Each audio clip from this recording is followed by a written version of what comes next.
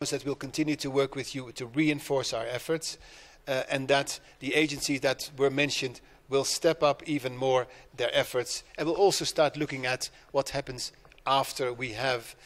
basically provided the relief that needs to be provided.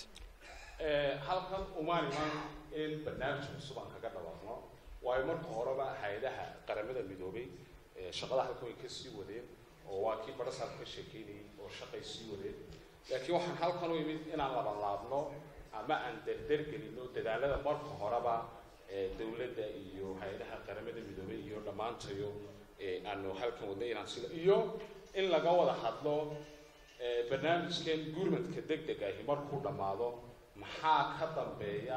aynu qabanayno taana in laga wada hadlo marka intaasaan u imid laakiin maaha barnaamij cusub inaan imika halkan kaga dhawaaqo. I do, however, want to announce that we will make available from the humanitarian fund that is under my authority an additional $2.7 million that will go towards restoration of livelihoods, and that will be made available in the next few weeks. markii laga yimaado barnaamijyadii hore aan sii wadnay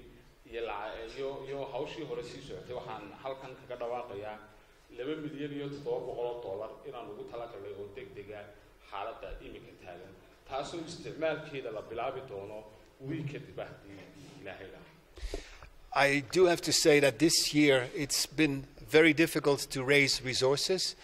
Whereas last year, the total humanitarian response for Somalia and Somaliland was more than half funded. Right now, we have about 25% only, and the needs are great. They cover many, many areas, many emergencies, not just here in Somaliland, but also many emergencies, for instance, in the Shabelle and Juba rivers and other parts of Somalia. So the needs are enormous,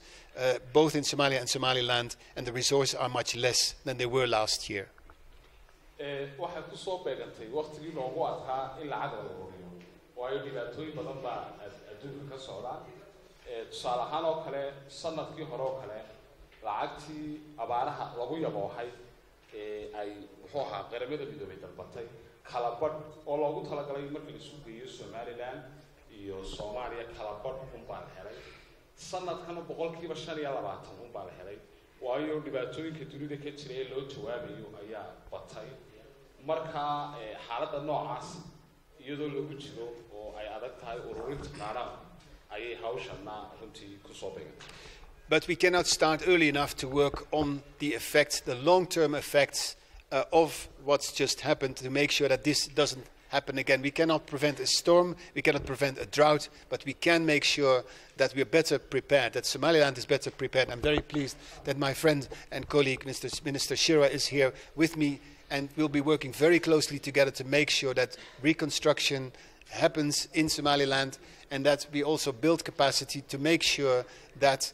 the communities and individuals can better resist these type of shocks. runtii inagu waxba kama qaban karno duufaano dambe inay soo noqdaan sidoo kale wax kama qaban karno abaara cusub inay soo noqdaan laakiin waxaan wax ka qaban karnaa in wixii dhacay dib loo dhiso iyo in la abuuro adkaysi iyo muxuu ahaa imkaaniyaad lagaga hortegayo marka ay wax yimaadaan sidii ay bulshadu adkaysi ugu yeelan lahayd hadduu duufaan yimaado duufaanka adkaysi loogu yeelan lahaa haddii abaar timaadana abaarta adkaysi loogu yeelan lahaa waxaan ku faraxsanahay inuu yidhi wasiirkii qorshaynta mudane cawaale oo runtii isaguna halkan maanta wafdigan hogaaminayna jooga si aan u muujino sida ay uga go'an tahay xukuumadda Somaliland iyo beesha caalamkaba in la iska kaashado wixii dhacay dib-u-dhiskooda iyo abuurista adkaysi bulshada u yeelato masiibooyinka dabiiciga ama aafooyinka dabiiciga ay suurtagalka tahay inay soo noqdaan ama dhacaan. I don't want to take too much of your time. Again, I want to thank you sincerely.